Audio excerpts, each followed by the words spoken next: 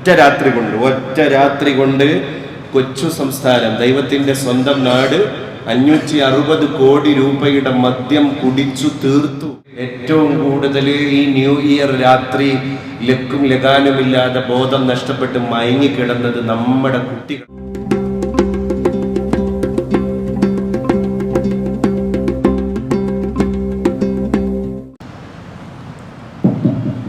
السلام عليكم ورحمة الله وبركاته.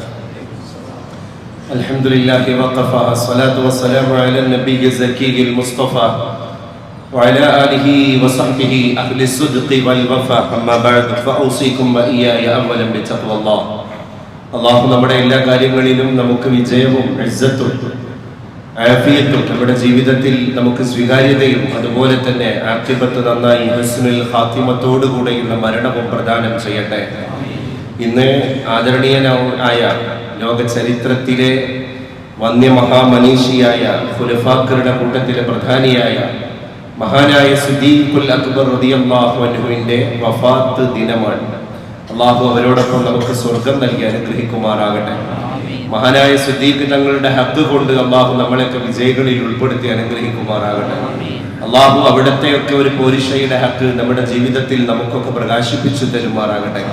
നമ്മളിൽ നിന്ന് മൺമറഞ്ഞു പോയവർക്ക് അള്ളാഹു മഗ്ഫിറത്തിനെ പ്രദാനം ചെയ്യട്ടെ. നമ്മളോട് ദുആ കൊണ്ട് വസിയത്ത് ചെയ്ത ഒരുപാട് ആളുകളുണ്ട്. പ്രത്യേകിച്ച് വെള്ളിയാഴ്ച സുദിനങ്ങളിൽ പ്രത്യേകമായിട്ട് ഇങ്ങനെയുള്ള ചടങ്ങിൽ ദുആയിൽ ഉൾപ്പെടുത്തണം എന്ന് അഭ്യർത്ഥിക്കുന്ന താല്പര്യപ്പെടുന്ന ഒരുപാട് ആളുകളുണ്ട്.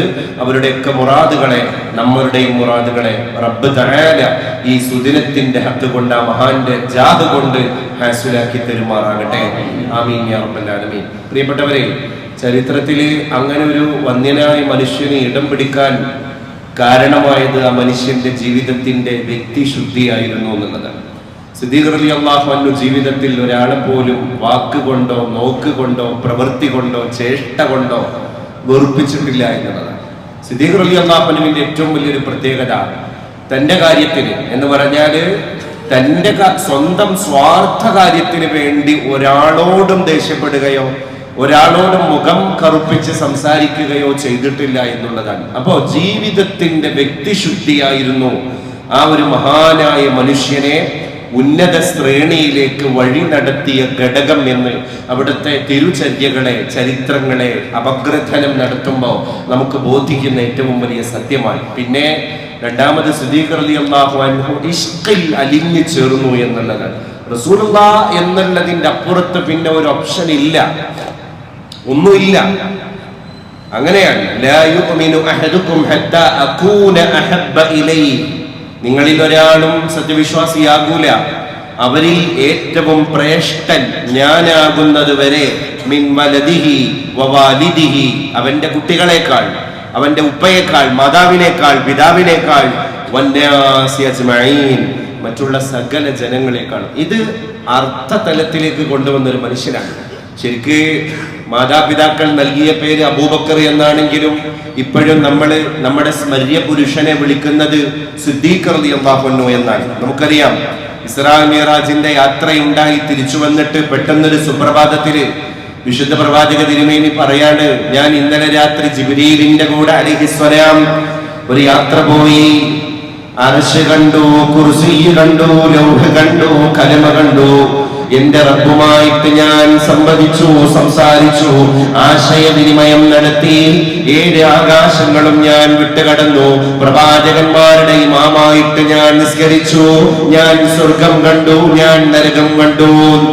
ഇന്നലെ രാത്രിയാണ് ഇതൊക്കെ സംഭവിച്ചത്. ഇസ്ലാം ഇങ്ങനെ മെല്ലെ മെല്ലെ വളർന്നു വരുന്നേ ഉള്ളൂ. അതിന്റെ ബാല്യകാല ദശയിലാണ്. ആ ഒരു സമയത്ത് ഇത് ശരിക്ക് ഇങ്ങനെ ബിലീവ് ചെയ്യാന്ന് പറഞ്ഞാൽ ഭയങ്കര ശ്രമകരമായൊരു ദൗത്യമാണ്. പക്ഷെ സിദ്ദീഖ് റളിയല്ലാഹു അൻഹു എണീറ്റ് എന്നിട്ട് പറഞ്ഞു, അതിൽ എനിക്ക് തെല്ല് സംശയം പോലും ഇല്ല നബിയെ. അന്ന് വരെ അബൂബക്കർ എന്ന് പേരുണ്ടായിരുന്ന ആ മനുഷ്യന് അൻത സിദ്ദീഖ് പറഞ്ഞത് അപ്പാടെ എന്നെ കണ്ടിട്ട് വിശ്വസിച്ച അബൂബക്കറെ, ഞാൻ അങ്ങേക്ക് മറ്റൊരു ഓമന പേര് കൂടി നൽകുകയാണ്. അങ്ങ് സിദ്ദീഖ്, അങ്ങ് വിശ്വസ്തനാണ്. അങ്ങ് എന്നെ അങ്ങനെ അത്രമേൽ ഉൾക്കൊള്ളുന്ന മനുഷ്യനാണ്. അങ്ങനെയാണ് സിദ്ദീഖ് എന്ന അപരനാമത്തിലേക്ക് ഒരു മനുഷ്യൻ നടന്നു വരുന്നത്. ഇഹലോകത്ത് എനിക്ക് 3 കാര്യമാണ് ഇഷ്ടം നബിയേ എന്ന് സിദ്ദീഖ് റളിയല്ലാഹു അൻഹു പറഞ്ഞിട്ടുണ്ട്. ഒന്നാമത്തെ ഇഷ്ടം എന്താണ് സിദ്ദീഖ് ഒരേ എന്ന് ചോദിച്ചപ്പോ പറഞ്ഞു, അങ്ങയുടെ മുഖത്തേക്ക് നോക്കി ഇങ്ങനെ ഇരിക്കലാണ്. അങ്ങയുടെ മുഖത്തേക്ക് നോക്കി ഇരിക്കലാണ് വിശുദ്ധ റസൂലേ സ്വല്ലല്ലാഹു അലൈഹി വസല്ലം. രണ്ടാമത്തേത് അങ്ങേക്ക് വേണ്ടി സമ്പത്ത് ചെലവഴിക്കലാണ്. അങ്ങേക്ക് വേണ്ടി സമ്പത്ത് ചെലവഴിക്കലാണ് റസൂലേ.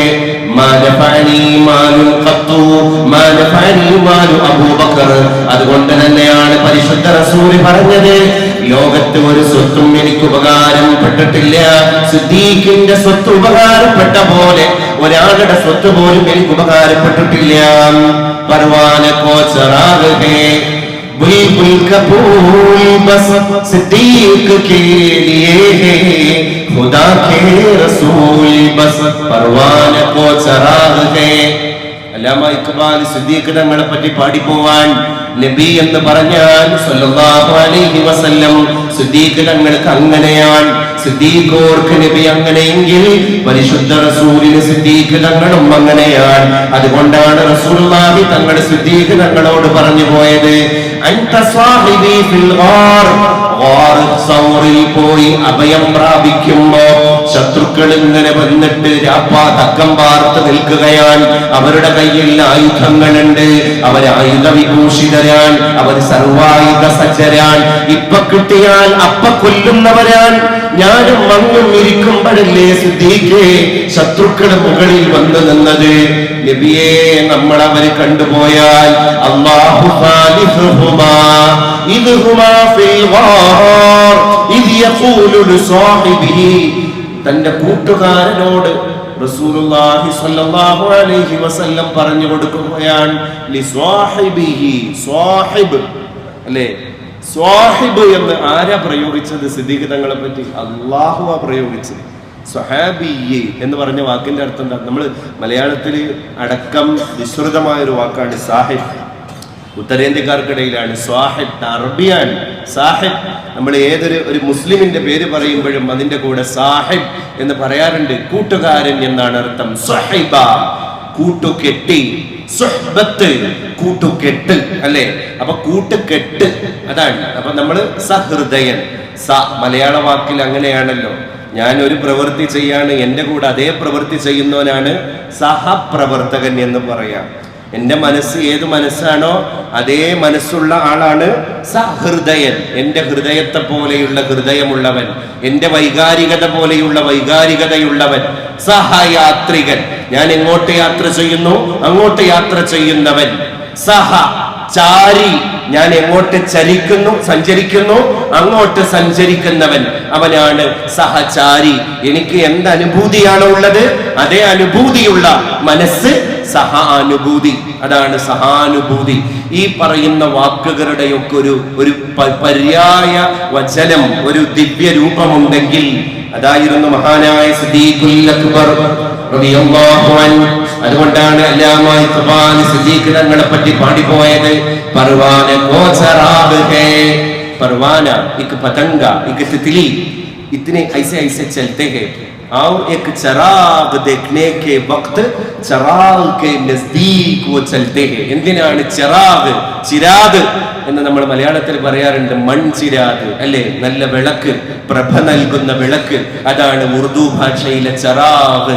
ആ ചറാഗ്, വിളക്ക് എവിടെയാണോ കത്തിക്കപ്പെട്ടത് അവിടെയാണ് പ്രഭയുടെ അംശമുള്ളത്. ആ അംശത്തിന്റെ അടുക്കലേക്ക് പർവാന, പതംഗ, പതംഗങ്ങൾ പോകാറുണ്ട്. പർവാനകൾ, ഈയാമ്പാറ്റകൾ വിളക്കിനെ പ്രണയിക്കാറുണ്ട്. കാരണം എവിടെയാണോ നമ്മൾ വിളക്ക് കത്തിച്ചത്, എവിടെയാണോ നമ്മൾ മെഴുകുതിരി വെട്ടം ജ്വലിപ്പിച്ചത്, അവിടെയാണ് ഈയാമ്പാറ്റ വിരുന്ന് വന്നിരിക്കാറുള്ളത്. കാരണം ഈയാമ്പാറ്റ ജനിക്കുന്നതും മരിക്കുന്നതും വിളക്കിന് വേണ്ടിയാണ്, വിളക്ക് നൽകുന്ന പ്രകാശത്തിന് വേണ്ടിയാണ്.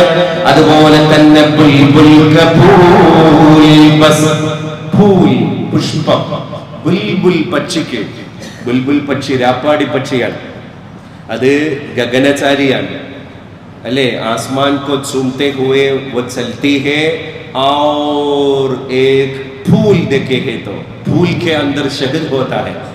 പൂവിന്റെ ഉള്ളിലാണ് ഷഹദ്, ഹണി, തേൻ ഉണ്ടാകാറുള്ളത്. അതുകൊണ്ട് ഹണി ബി, ഷഹദ് മക്കി, തേനീച്ച.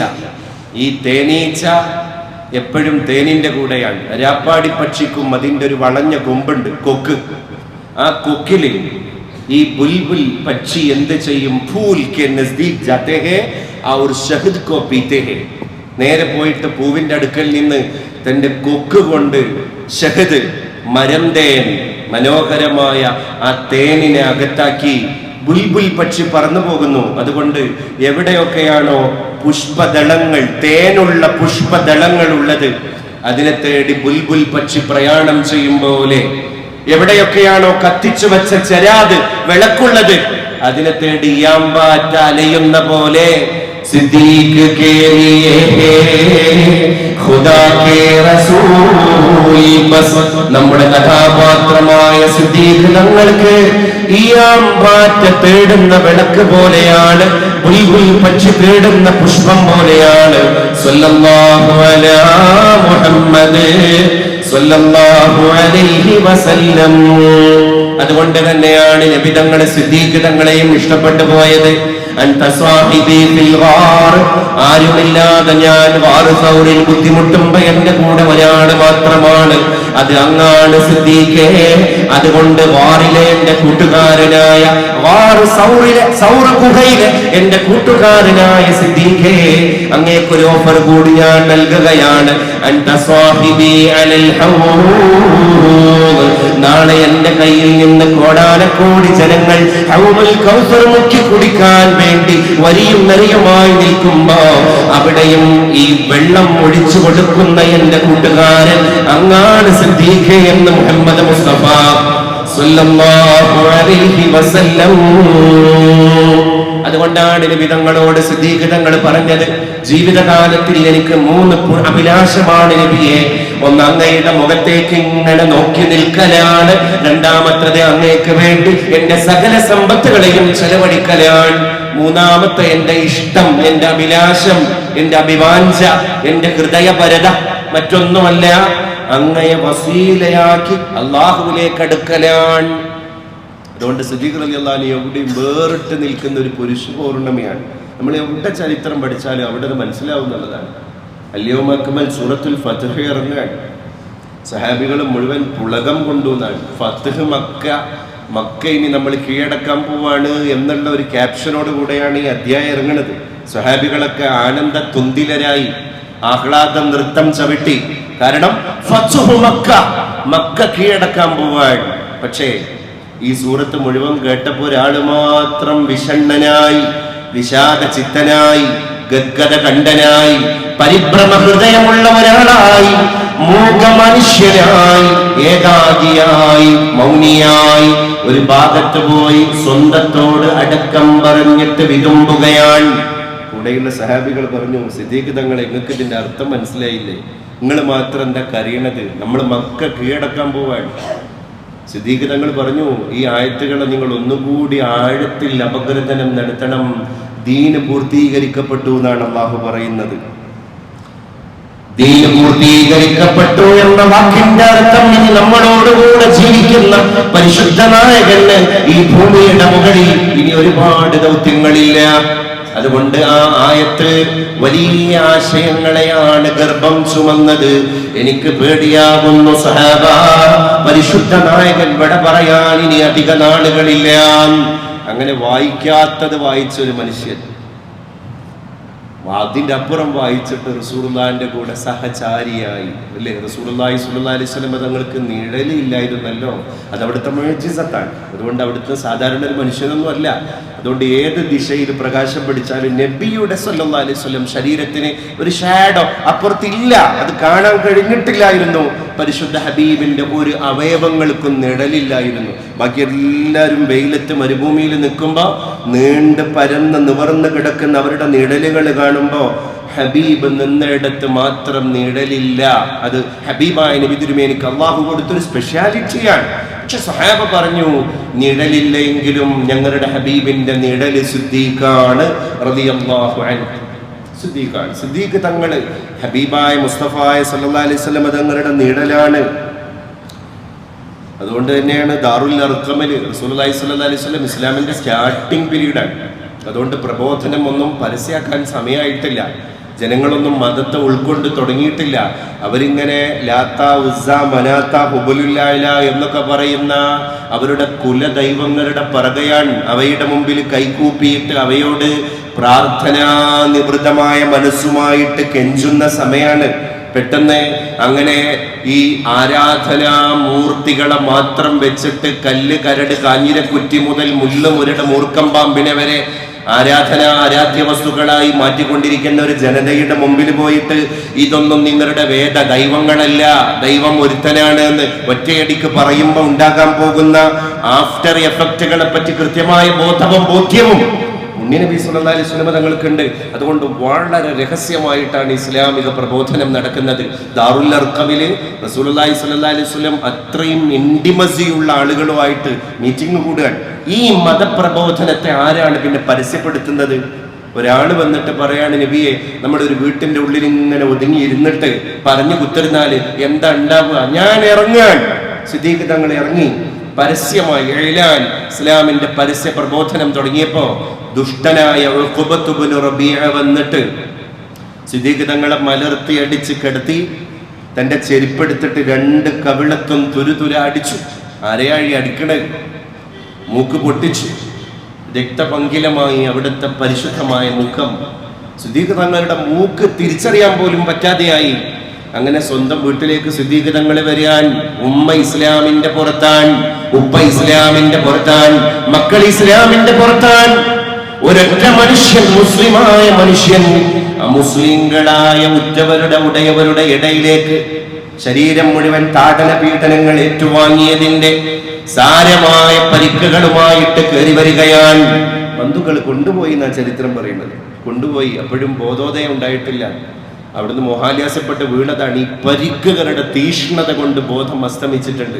വീട്ടിലേക്ക് ബന്ധുക്കൾ കൊണ്ടുപോയി വെള്ളമൊക്കെ തെളിച്ചു കൊടുത്ത് പ്രാഥമിക ശുശ്രൂഷകളൊക്കെ കൊടുത്ത് സന്ധ്യ മയങ്ങാൻ നേരത്ത് സിദ്ദീഖ് തങ്ങളുടെ അസ്തമിച്ചു പോയ ബോധം വീണ്ടും തിരിച്ചു ഉദയം ചെയ്യാൻ ഉടനെ കണ്ണിമ വെട്ടി ചോദിക്കുന്നൊരു ചോദ്യമുണ്ട്, എൻ്റെ ഹബീബ് എവിടെയാണ്? അവിടെ എല്ലാവരും ഉണ്ട്, ഉറ്റവരുണ്ട്, ഉടയവരൊക്കെ ഉണ്ട്. എൻ്റെ ഹബീബ് എവിടെയാണ്? എനിക്ക് നബിയെ കാണണം. അവസാനം മനസ്സില്ലാ മനസ്സോടെ ഈ ഇസ്ലാമിന്റെ പുറത്തുള്ള ബന്ധുക്കൾ മുഴുവൻ കൊണ്ടുപോകാൻ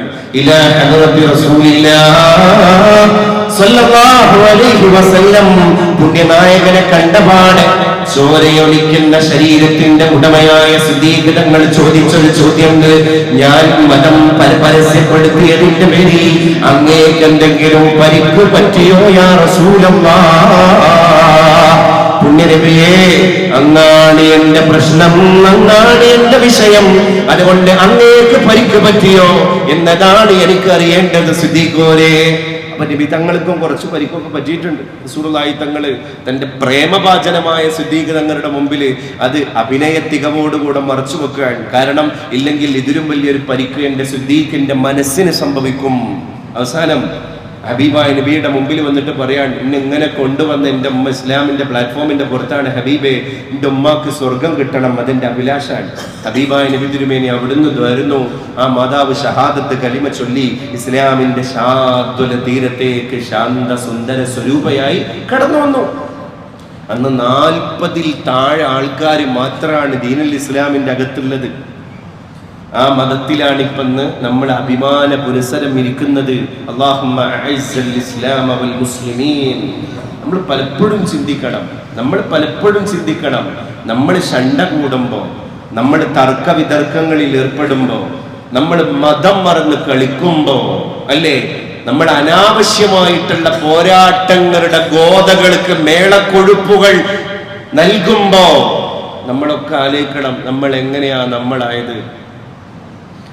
എങ്ങനെയാണ് നമ്മളായത് എന്നുള്ള ചരിത്രത്തിന്റെ പശ്ചാത്തലം പഠിക്കാത്തതിന്റെ കമ്മിയാണ്. ഈ എല്ലുകുത്തല് എന്നുള്ളത് തലമുറകൾ തിരിച്ചറിയണം. നമ്മളെ പുതിയ ഒരു വളർന്നു വരുന്ന ഒരു തലമുറ നോക്കൂ നിങ്ങൾ, ഈ ത്യാഗത്തെ പറ്റി അവബോധമില്ല. ന്യൂ ഇയർ ഫെസ്റ്റിവൽ, കാർണിവൽ എല്ലാ സിറ്റികളിലും നടന്നു. 560 കോടി രൂപയുടെ മദ്യം കേരളത്തിന്റെ റവന്യൂ വരുമാനമായിട്ട് വിറ്റു തീർന്നു. ഒറ്റ രാത്രി കൊണ്ട് കൊച്ചു സംസ്ഥാനം, ദൈവത്തിന്റെ സ്വന്തം നാട് 560 കോടി രൂപയുടെ മദ്യം കുടിച്ചു തീർത്തു അല്ലേ? ഞാൻ പറയാണ്, ലഹരിയൊക്കെ കൂത്തരങ്ങ് സൃഷ്ടിക്കുന്ന ഒരു കാലത്ത് മദ്യത്തിന്റെ വിറ്റുവരവ് അത്ര ഉണ്ടായിട്ടുണ്ടെങ്കിൽ മറ്റുള്ള ലഹരി വസ്തുക്കളുടെ കണക്ക് ഇവിടെ വന്നിട്ടില്ല. അതുകൊണ്ട് കൊച്ചിയിലും അനന്തപുരിയിലും കോഴിക്കോട്ടും കാസർഗോഡും മറ്റു ബീച്ചുകളിലൊക്കെ കേരളത്തില് ഏറ്റവും കൂടുതൽ ഈ ന്യൂ ഇയർ രാത്രി ലക്കും ലഗാനുമില്ലാതെ ബോധം നഷ്ടപ്പെട്ട് മയങ്ങിക്കിടന്നത് നമ്മുടെ കുട്ടികളാണ്. കാരണം അന്നിപ്പോ പോലീസിനെ അന്നിങ്ങനെ റിലാക്സ് ആക്കിയിട്ട് വിട്ടുകൊടുത്തല്ലേ, ന്യൂ ഇയർ ആഘോഷമല്ലേ. അതുകൊണ്ട് ഇപ്പോൾ ഒരു വ്യക്തിപരമായിട്ട് ഇൻഡിവിജ്വൽ അറ്റൻഷൻ ഒരിക്കലും അന്നത്തെ രാത്രി ഉണ്ടാവില്ല എന്നുള്ളത് ഇറങ്ങുന്ന കുട്ടികൾക്കൊക്കെ അറിയാം. ശബരിമലയിൽ ഡ്യൂട്ടിക്ക് പോയ മുസ്ലിമായ ഒരു പോലീസ് ഉദ്യോഗസ്ഥൻ സങ്കടത്തോടു കൂടെ പറഞ്ഞില്ലേ, എൻ്റെ മോൻ ഇന്ന് പോകുമെന്ന് പേടിച്ചിട്ട് ഞാൻ വീട്ടിലെ കാറും ബൈക്കും എൻ്റെ ഡ്യൂട്ടിയുള്ള പോലീസ് സ്റ്റേഷനിൽ കൊണ്ടുപോയി വെച്ചതിന് ശേഷമാണ് ഞാൻ ശബരിമല സന്നിധാനത്തിലേക്ക് എൻ്റെ ഡ്യൂട്ടി നിർവഹിക്കാൻ പോയത്. എന്നിട്ട് എൻ്റെ ഭാര്യനോട് എന്തോ ഒരു കാര്യം അത്യാവശ്യത്തിന് വെളിയിൽ വരെ പോകാനാണെന്ന് പറഞ്ഞ് എൻ്റെ സഹധർമ്മിണി ഉപയോഗിക്കുന്ന ബൈക്ക് എടുത്തിട്ട് എൻ്റെ മോൻ നേരെ പോയത് 30-35 കിലോമീറ്ററുകൾക്ക് അപ്പുറത്തുള്ള കോഴിക്കോട് ബീച്ചിലെ ന്യൂ ഇയർ ഫെസ്റ്റിവൽ ആഘോഷിക്കാൻ വേണ്ടി.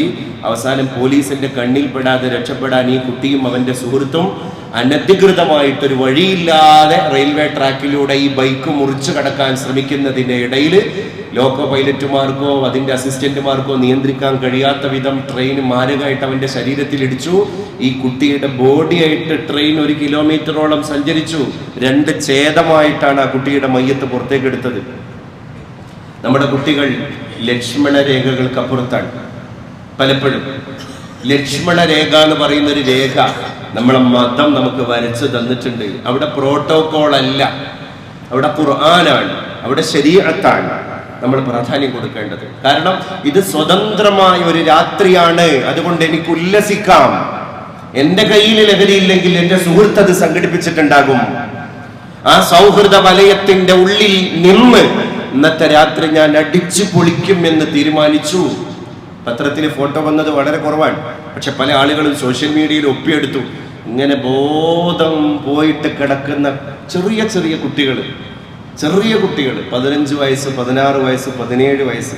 എന്താ ഈ കുട്ടിന്റെ ബോധം പോയി? മാരകമായ അളവിൽ കൂടുതലുള്ള ലഹരി അകത്ത് ചെന്നതാണ്. എന്റെ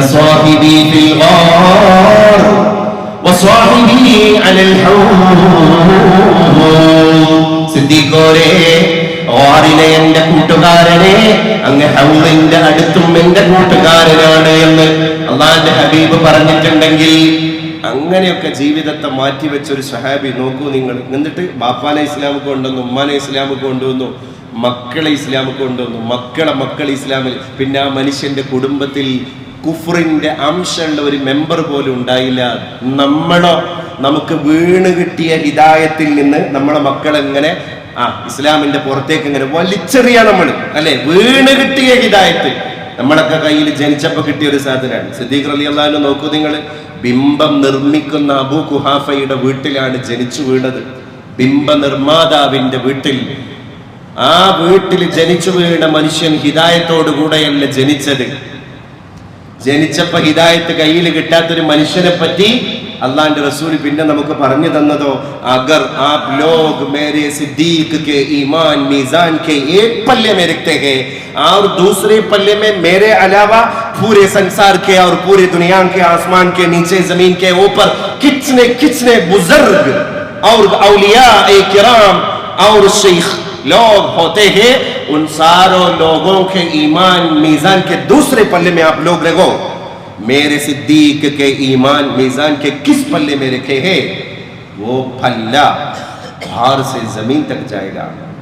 നിങ്ങൾ ഒരു കാര്യം മനസ്സിലാക്കണം, ഹിദായത്തിന്റെ വെളിച്ചം കിട്ടാതെ ജനിച്ചൊരു മനുഷ്യൻ, ബിംബാരാധകന്റെ വീട്ടിൽ പിറന്നു വീണ ഒരു നവജാത ശിശു ഹിദായത്ത് കണ്ടിട്ടല്ല ജനിച്ചത്. ഹിദായത്തുള്ള ബാപ്പാന്റെയും ഉമ്മാന്റെയും മകനായല്ല ജനിച്ചത്. പക്ഷേ ആ മനുഷ്യൻ പിൽക്കാലത്ത് ജീവിതത്തെ സംസ്കരിച്ച് എവിടെത്തി? ഞാനല്ലാത്ത ലോകത്തുള്ള എന്റെ സകല സഹാബികൾ, സകല ഔലിയാക്കന്മാര്, എല്ലാ നല്ല സജ്ജനങ്ങളുടെയും ഈമാൻ നിങ്ങൾ തുലാസിന്റെ ഒരു തട്ടിൽ വെക്കുക, മറ്റൊരു തട്ടിൽ ഒരു മനുഷ്യന്റെ മാത്രം ഈമാൻ വെക്കുക.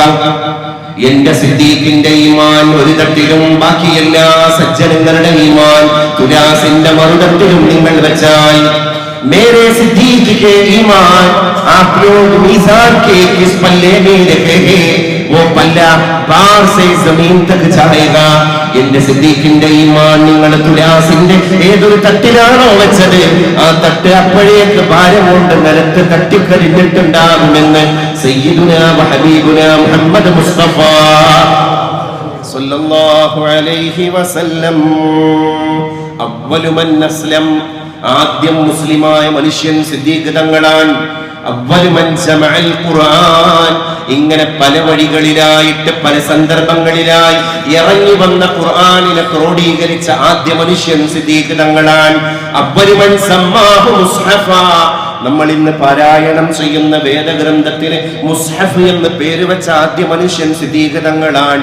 അവ്വലുൽ ഖുലഫാഇൽ അർബഅ, 4 ഖലീഫമാരുടെ കൂട്ടത്തിൽ ആദ്യ മനുഷ്യനും സിദ്ദീഖ് തങ്ങളാണ്. മാത്രല്ല പുണ്യ റസൂൽ സല്ലല്ലാഹു അലൈഹി വസല്ലം തങ്ങൾക്ക് സ്വന്തം മകളെ കെട്ടിച്ചു കൊടുത്തു. ആയിഷ ബീവി റസൂലുള്ളാഹിന്റെ കൂടെ ഒരു യുദ്ധവേളയിൽ ഒരു യാത്രക്ക് പോവുകയാണ്. സിദ്ദീഖ് തങ്ങളും ബാക്കി സഹാബികളും ഒക്കെ ഉണ്ട്. ആയിഷ ബീവിന്റെ മാല നഷ്ടപ്പെട്ടു. മണിക്കൂറുകളോളം സഹാബികൾ തെരഞ്ഞു. സംഗതി മാല ഒട്ടകം മാലിന്റെ മേലെ കിടന്നതാണ്. ആ ഭാഗമല്ലാത്ത എല്ലാ ഭാഗവും എല്ലാവരും തെരഞ്ഞു. അവസാനം നബി തങ്ങളുടെ കൂടെ താൽക്കാലിക ടെന്റിൽ ഒരു ഹൈമയുടെ ഉള്ളിൽ കിടക്കുന്ന ആയിഷ ബീവിയെ പോയിട്ട് സ്വന്തം മകളല്ലേ കാലിനൊരു കുത്താണ്ട് കുത്തിയിട്ട് ബാപ്പ സിദ്ദീഖ് തങ്ങൾ പറഞ്ഞു, എൻ്റെ ആയിഷ, എൻ്റെ ഹബീബായ നബിയുടെ ഉറക്കം കെടുത്തില്ലേ എൻ്റെ മാല, എൻ്റെ ഒരു മാല എന്നും പറഞ്ഞ് സിദ്ദീഖ് റളിയല്ലാഹു അൻഹു സ്വരം കടുപ്പിച്ചു. പക്ഷേ ആ ഒരു സംഭവത്തിന്റെ പശ്ചാത്തലത്തിലാണ് വുളൂ എടുക്കാൻ വെള്ളമില്ലാത്ത സഹാബികൾക്ക് ഫഇല്ലം തജിദു മാഅൻ ഫതയമ്മമു, നിങ്ങൾക്ക് വെള്ളം കിട്ടിയിട്ടില്ലെങ്കിൽ നിങ്ങൾ പാംസു സ്നാനം നടത്തിക്കോ. നിങ്ങൾക്ക് അംഗസ്നാനം നടത്താൻ വെള്ളമില്ലെങ്കിൽ നിങ്ങൾ പാംസു സ്നാനം നടത്തിക്കോ. അങ്ങനെയാണ് പൊടിപടലങ്ങൾ കയ്യിലെടുത്തിട്ട് വെള്ളമില്ലാത്ത ആൾക്കാർ അല്ലെങ്കിൽ ശരീരത്തിൽ വെള്ളം ഉപയോഗിക്കാൻ പറ്റാത്ത ആൾക്കാർക്ക് തയമ്മും, നിസ്കാരത്തിന് ഈ അംഗസ്നാനത്തിന് ബദലായി തയമ്മും വന്നത്. അതിന് ആയിഷ ബീവിയാണ് കാരണക്കാരി. പക്ഷെ അപ്പോഴും സ്വരം കടുപ്പിച്ചത് സിദ്ദീഖ് തങ്ങള് സ്വന്തം മകളെ മുമ്പിൽ പോയിട്ട് വളരെ നല്ല രീതിയിൽ ആക്രോശിച്ച് സംസാരിച്ചത് ഹബീബായ നബി തിരുമേനിക്ക് അതുകൊണ്ട് ക്ഷീണം വന്നു എന്നും പറഞ്ഞിട്ടാണ്. അപ്പൊ എല്ലായിടത്തും സിദ്ദീഖ് തങ്ങളുടെ ഇടപെടൽ നമ്മൾ നോക്കണം. ഇനി റസൂലുള്ളാഹി തങ്ങൾ വഫാത്തായ ഒരു സ്തോഭജനകമായ രംഗണ്ടായില്ല മദീനത്ത്. ആയിഷ ബീവിയുടെ കട്ടുമ്മല്, സ്വന്തം മകളെ കട്ടുമ്മല് ഹബീബായ നബി തിരുമേനി വഫാത്തായി കിടക്കാൻ ഉമർ റളിയല്ലാഹു അൻഹു പ്രക്ഷോഭമായിട്ട് ഇറങ്ങിയില്ലേ. കാരണം ഉമർ റളിയല്ലാഹു അൻഹു ഹുബ്ബിൽ ഇങ്ങോട്ട് ലയിച്ചു പോയിട്ട് ഇനി റസൂലുള്ളാഹി തങ്ങൾ വഫാത്താകണത് അവരൊന്നും സ്വപ്നേബി ആലോചിക്കാത്ത കാര്യമാണ്.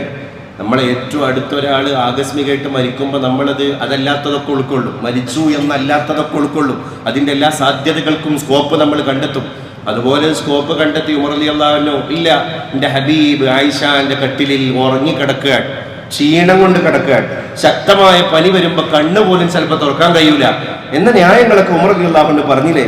അപ്പോഴേക്ക് സ്വഹാബികൾ കൂടി ഉമർ റളിയല്ലാഹു അൻഹു അവിടെ പോയി പ്രസംഗിച്ചു, ഹബീബായ നബി തിരുമേനി വഫാത്തായിട്ടില്ല, ഇനി ആരെങ്കിലും അങ്ങനെ വഫാത്തായി എന്ന് പറഞ്ഞാൽ എന്റെ വാള് വെറുതെ ഇരിക്കൂല, ഉമർ നിങ്ങൾക്ക് അറിയാലോ.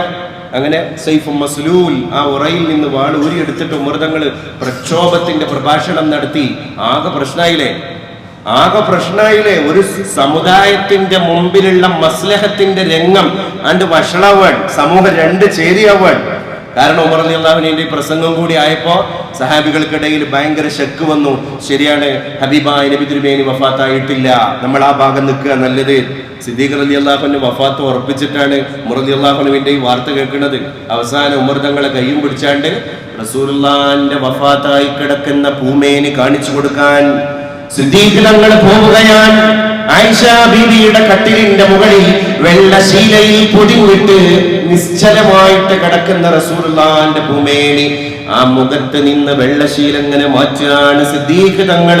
എന്നിട്ട് ഉറയിൽ നിന്ന് ഊരിപ്പിടിച്ച വാള് ഒരു കയ്യിൽ പിടിച്ചിരിക്കുന്ന ഉമർ ഇബ്നുൽ ഖത്താബ് തങ്ങളോട് ഒന്നുകൂടി ആ മുഖത്തേക്ക് നോക്കാൻ സിദ്ദീഖ് തങ്ങൾ ആജ്ഞാപിക്കുകയാണ്.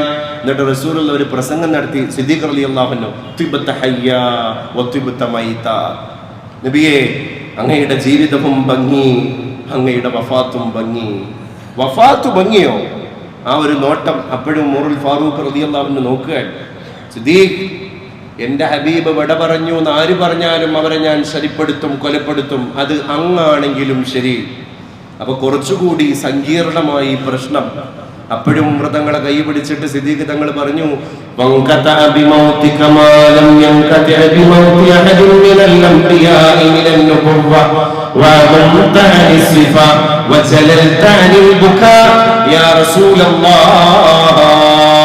നീണ്ടുപോയി ആ പ്രസംഗം. സ്വഹാബത്ത് കരഞ്ഞു.